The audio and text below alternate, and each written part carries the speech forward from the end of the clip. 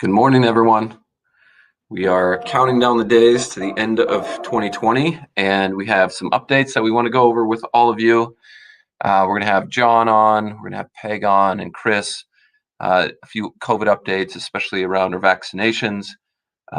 We have some standard updates related to how we're doing with closing our volume gap on the year.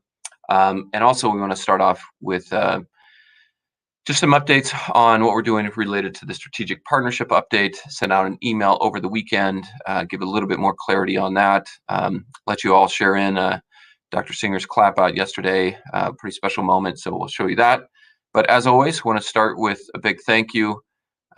We are getting towards the end of a very, very challenging year. I think we've come through it with just a lot of grace, a lot of sacrifice, a lot of commitment to our patients, commitment to one another, and myself, the board, all the senior management team, the entire management team.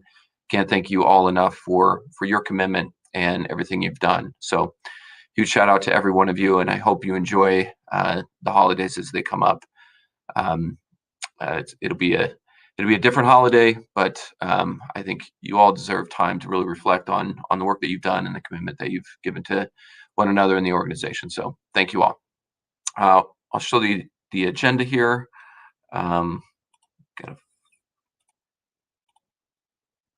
This is what we're going to go through today. I already kind of talked through some of it, so we'll jump right in and talk about what's going on with the strategic partnership update. We obviously still have some legal and financial steps to get through, but assuming all goes well, as of January 1, Dr. Singer and Dr. Hagen, they're going to be retiring their practice or stepping away from their practice, and they're going to transition into full-time governance roles and board members of OrthoNebraska Hospital. Nebraska Medicine has been a longtime partner with the physicians on the hospital. Just based off of a number of factors, it makes sense for us to go our separate ways, and there's some nuances tied to legal regulations around the Affordable Care Act that require anybody that owns what Nebraska Medicine used to own to not practice as a physician. And so Dr. Singer, Dr. Hagen, they're going to step away from their practices. We're going to transition all the care of their existing patients to our other outstanding surgeons and care teams and APPs. We're going to take great care of their patients, but Dr. Singer and Dr. Hagen, they're going to focus on really how the hospital is governed, our strategic plans, how we operate. They're really going to step into that role. So I personally am really excited. I think Dr. Singer and Dr. Hagen have committed so much to this organization over our entire lifespan. And I'm just thrilled for them, and I'm thrilled for our organization and the direction that we're going. If you have any questions, don't hesitate to reach out to me, reach out to Dr. Hagen, reach out to Dr. Singer. We'd love to clarify, kind of outline what we see as the future. But we'll know more a lot more over the next week or so as we get closer and closer to January 1st. But that's our plan. We wanted to get that information out to you. It's been in works for a little while, but it's closer to being realized, and so we want to make sure that everybody knew what was going on, and it's time to start communicating amongst all of us and our patients. So that'll ramp up over the next week, get letters out, get communication out in a formal manner to their patients, and work on that transition. So again, wish Dr. Singer and Dr. Hagen congratulations, and the good thing is they're not going to be going far. I'm sure you will all still see them roaming around the halls. They just they can't take care of patients anymore, but they'll be able to be part of our collective team. So with that, I'm actually going to show you all something that I think is very neat. Dr. Singer had his last surgical procedure last week, and we got the opportunity to record that. So I'm going to play that all for you. Here we go.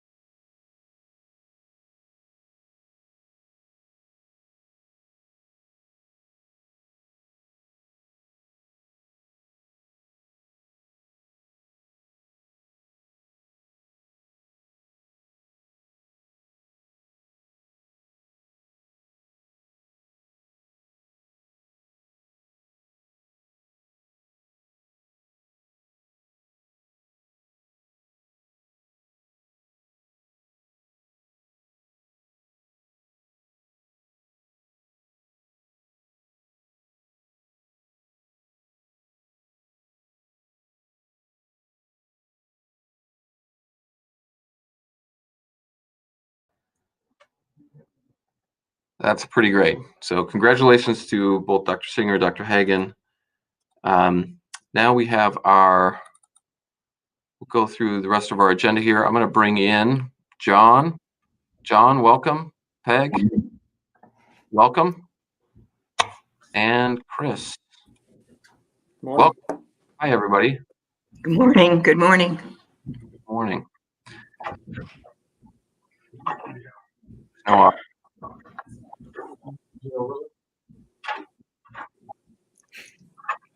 hi, Robert. Everybody say hi to Robert. Hi, guys. 2700 if you need support. All right. So where we're at in the community with COVID update, these are the numbers that we've always shown you. We're now up to a total of almost 160,000 positive cases. Unfortunately, the number of deaths in Nebraska continues to increase, a very sobering number of 1,500 deaths in Nebraska since the beginning of the year.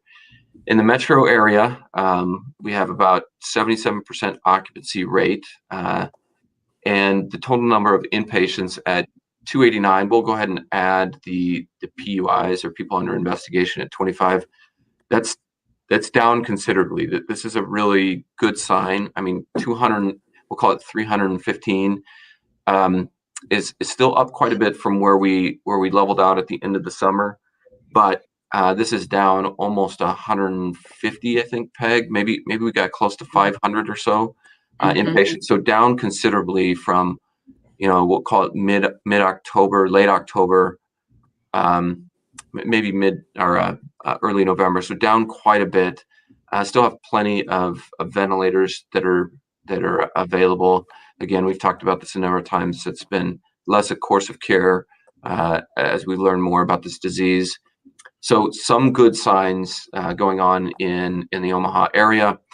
I think there was a big awareness building effort to make sure that people are doing all the things that we've asked since the beginning of the year, which is try to avoid large group gatherings, wear masks, make sure that you're doing all the hand hygiene, just really paying attention to the risks of passing this along. I think that's what's really stemmed the tide. So good news going on here.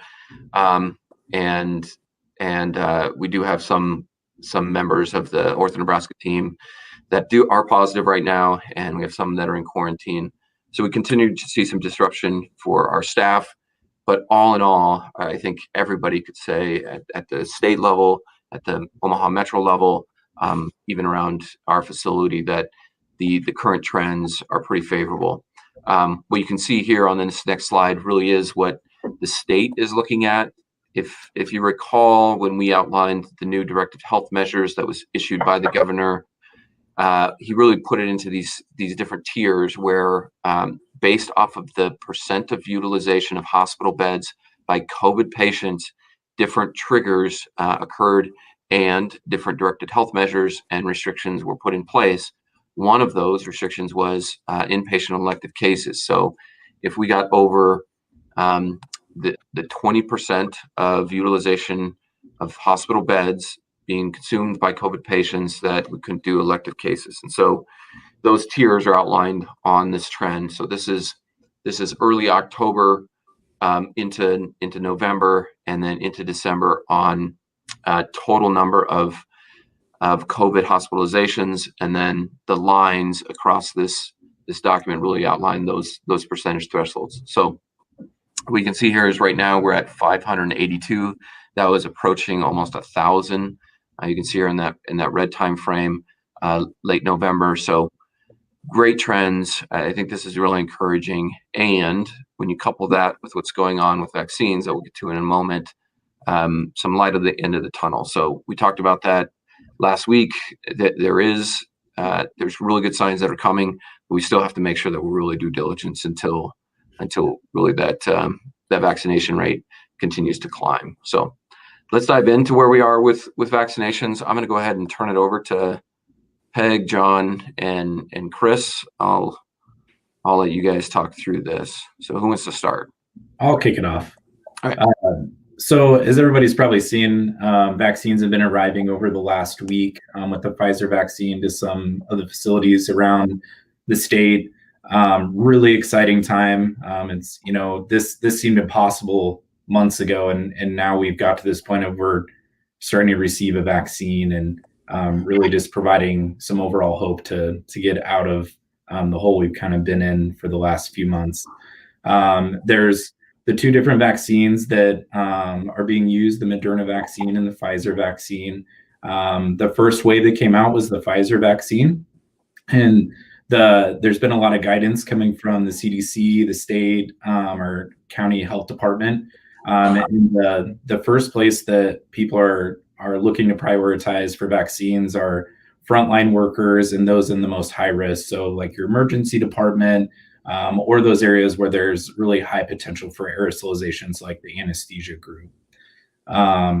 We've been planning for weeks with anticipation of when this could hit. Some of the challenging parts of this is just lots of unknowns, not really knowing when you could get the vaccine, how much. And so we've put together a tentative plan that Chris will go over here in just a little bit. But it is a little bit fluid depending upon a lot of variables. So, but what I'm really, really excited to announce is that yesterday we actually received our first vaccines. And so this was a reallocation and a bit of a limited supply, but we're really excited to kick that off today to our priority groups that we've put at the top of our list of emergency department and anesthesia. And Peg was actually the one who went and picked those up for us yesterday, and she told us a story about just that experience going to get those and bringing those back. So, Peg, if you could share that, it was Oh, really to hear it. thanks. Oh, okay, John, I will. It was a weird moment for me. I went to pick them up at the Douglas County Health Department, which is on 41st and Pacific in that area. But when I turned off the interstate to head down 42nd Street, it hit me that at the beginning of my career, I worked 12 years at the University of Nebraska Med Center. And so I drove that 42nd Street every day for 12 years. And it dawned on me as I was driving that who would have thought in those days that I would be ending my career by driving down 42nd Street to pick up the vaccine that's going to stop a pandemic. Just a weird moment for me. And then when I did pick it up, I strapped it in so it wouldn't get lost. And I turned off the radio so I wouldn't be interfered because nobody was going to stop me from bringing that vaccine home. So it was a moment for me. It really was weird. Wait, Peg. Ending your career? We have not agreed on this, Peg.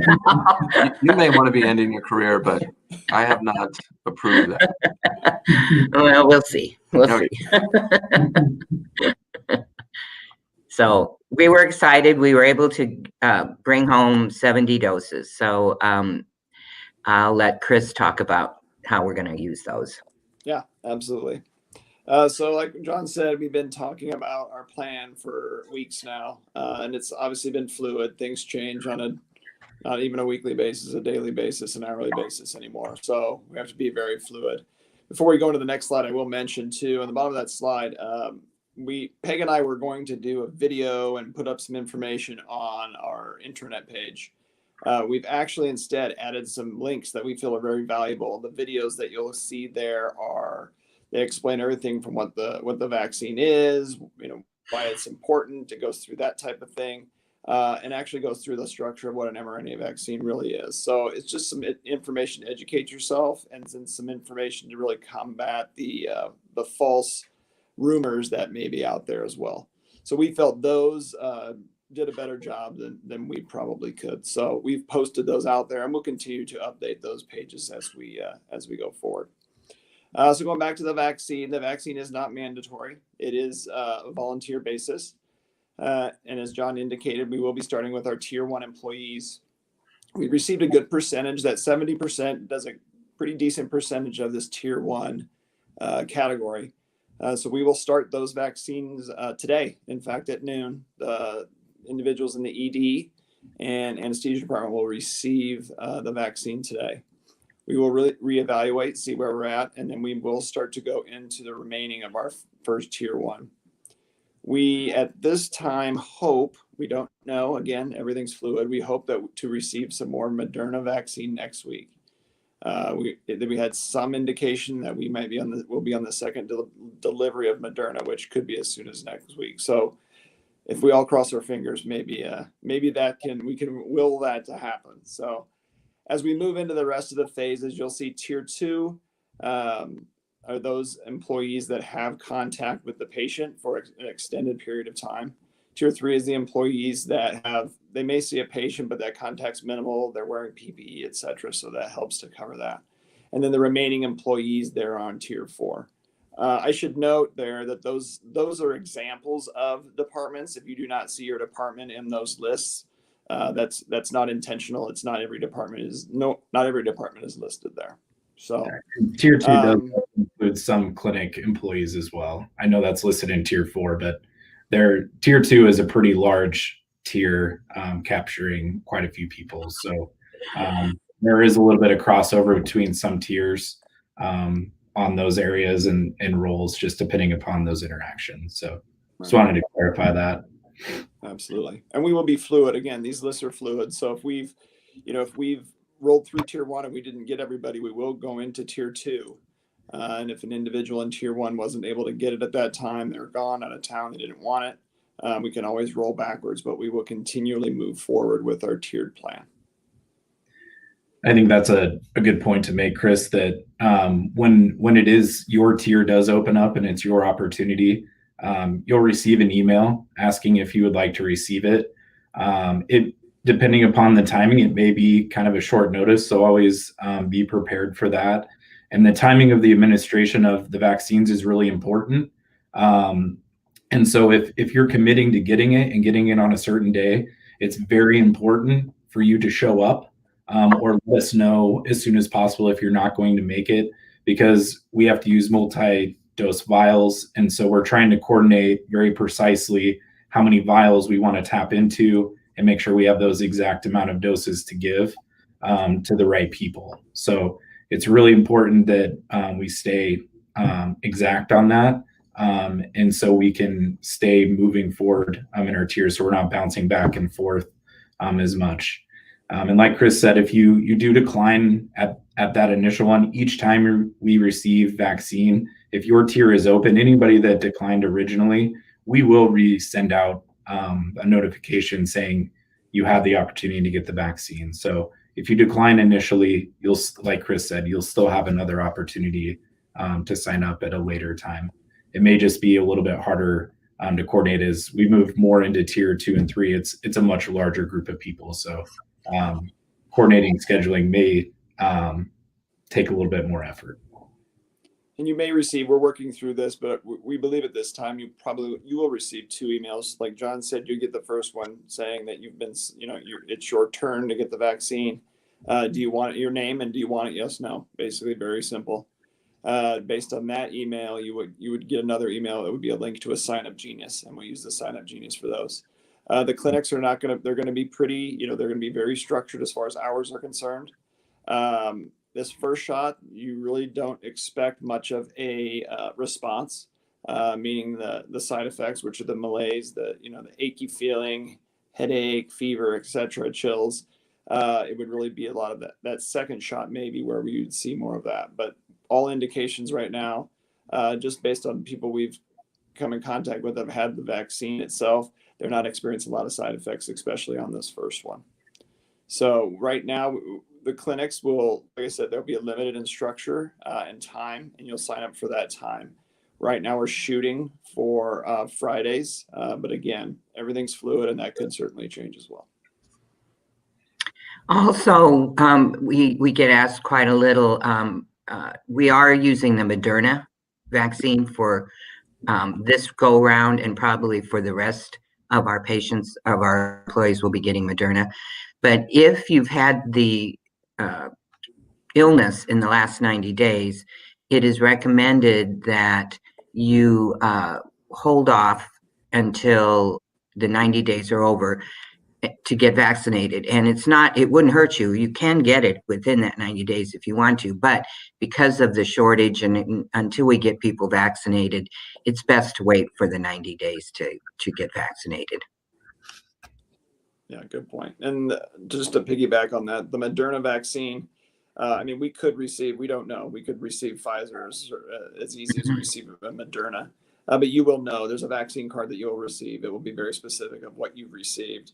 The Moderna vaccine is a 28-day vaccine. You will get that repeat dose in 28 days. The Pfizer is a 21-day repeat dose. So again, you'll know when that is. We also will be pushing when you come in to get the vaccine. After you're screened and after you get your vaccine, we ask that you wait 15 minutes. In that time, we ask that you'll download or be in contact with, there's not an app, but there's a V-Safe program that is set up by the CDC. It's completely, it follows HIPAA rules, etc. But what it does is you put in the vaccine you put in the information that you received the vaccine, what you received, the time, the date, etc. And it will ask you questions. It's a great way for us to track, for the United States to track how the vaccine's going, what side effects that we are seeing across the board, not just, just what was seen in studies or whatever. So it'll be a great way to track that. It will also tell you when your next vaccine is due. It'll send reminders to you. And then it will ask you every few months, like 3, 6, 9, 12 months. It'll kind of go over some of those questions again. They're very short, takes just a couple of minutes, but it's a great tool for public safety and public health.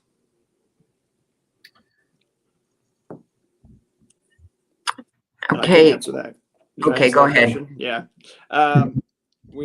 All hospitals have received their first shipments of vaccine. We've been told to administer all that vaccine. So there's no vaccine that is being held. There's already shipments that were scheduled for next week. For those hospitals that got their first shipment of the Pfizer, they'll receive their second shipment of Pfizer next week. So that is already allocated at the state level.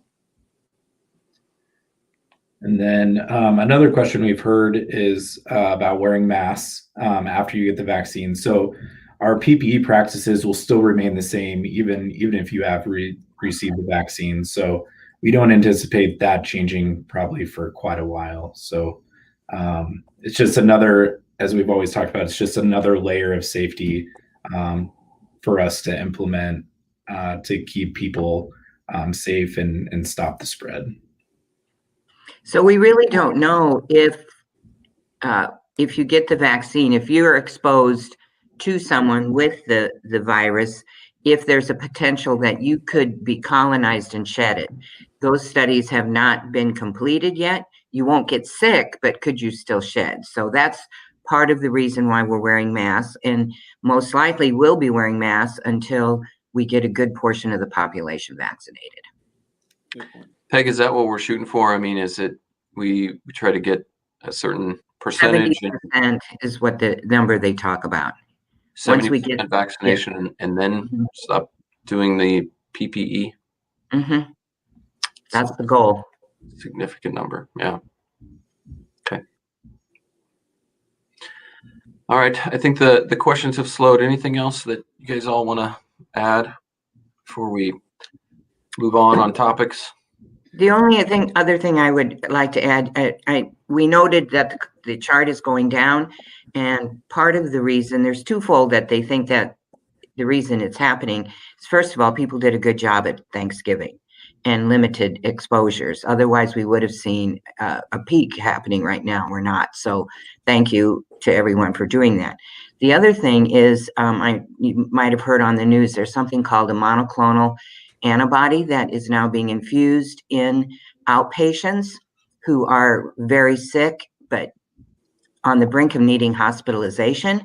And they're using that infusion now, and it has made a dramatic difference in especially the elderly and the risk of them being having to be hospitalized. I know of 2 people who, alone myself, who have survived because of the monoclonal. So that it has made a big difference, and it's now in the long-term cares as well as in outpatient. Yeah, Peg, that's pretty interesting. read a little bit about that. How available is that?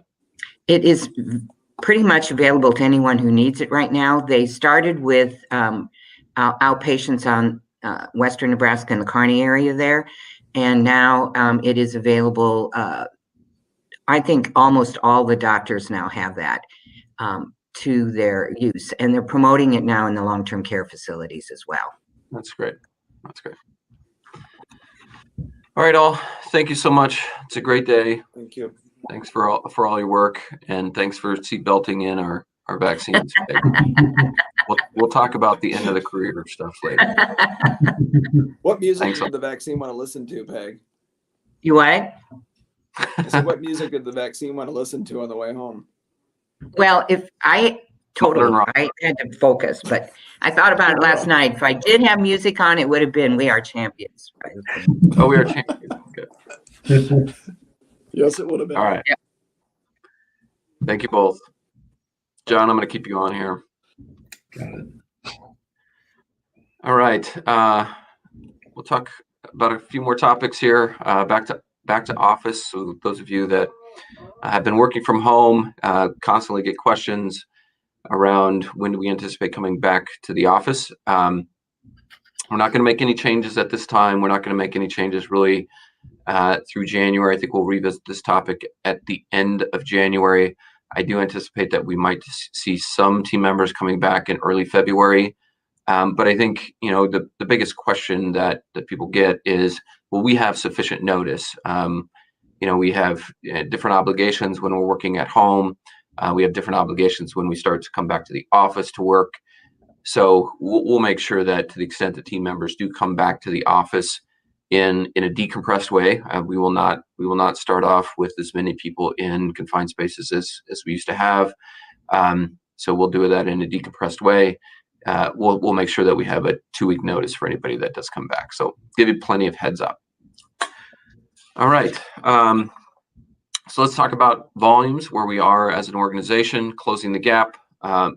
Again, continued great progress, physical and occupational therapy. In November, I think they had multiple days where they broke their daily records. So continue to close that gap, only 2% off of prior year through November. Imaging 4% off. So again, closing that gap. Emergency department, we talked quite a bit about that. We've leveled out in our volumes compared to prior year, but we're just not necessarily closing that gap. So that's a hard thing to do.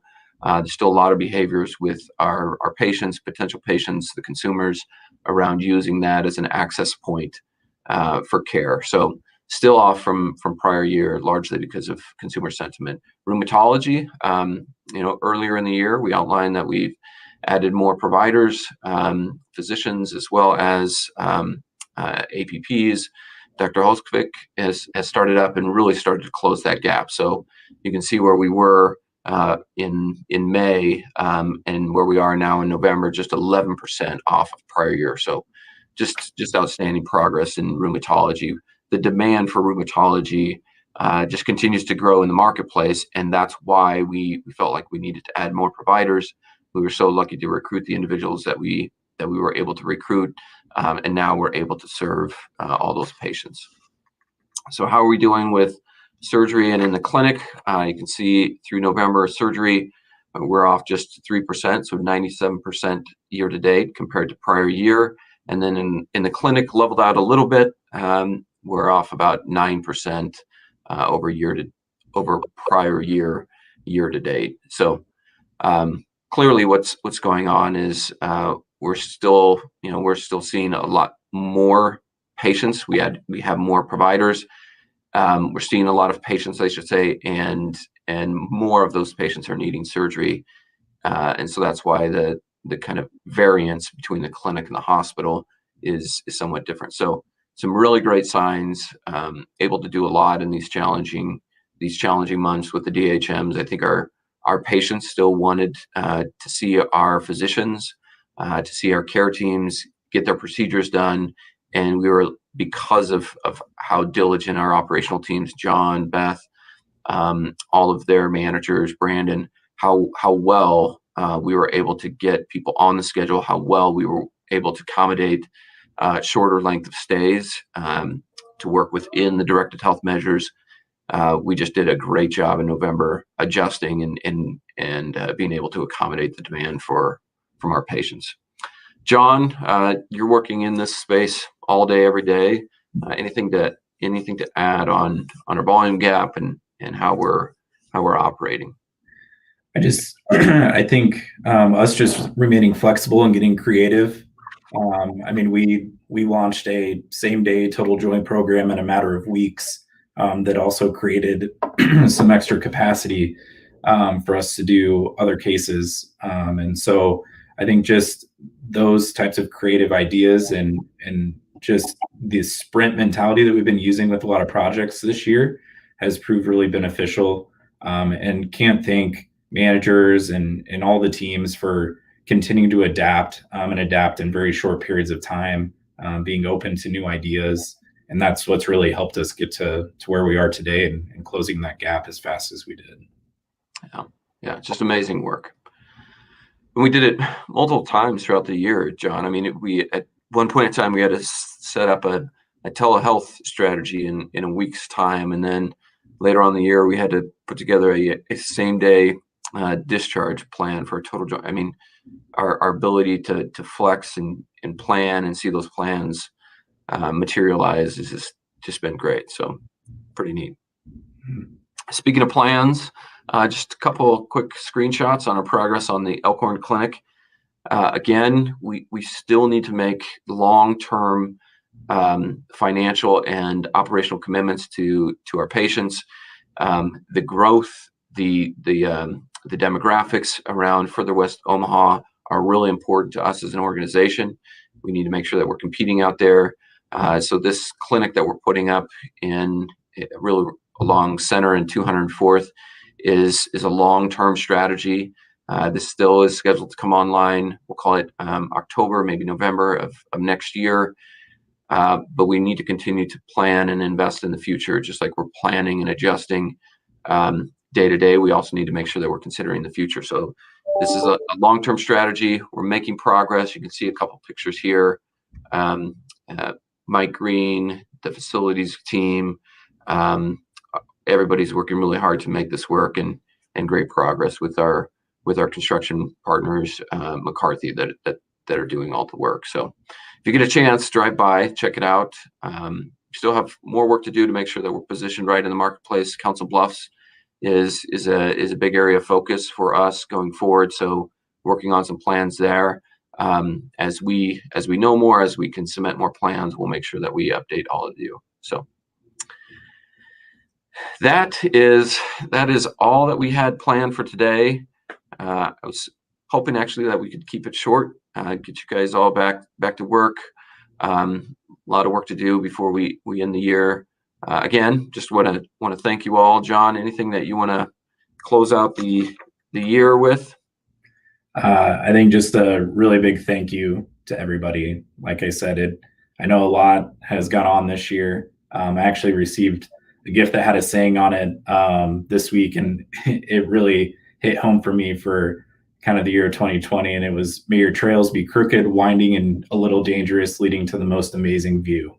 And so I know we've been through a lot this year, but we're getting there, and the vaccine getting there. And one of the first things somebody brought up yesterday talking about is, so how soon can we finally have a party after the vaccine gets out? And I'm like, well, that's probably going to be one heck of a party once we get the green light. So just, again, huge thank you to everybody.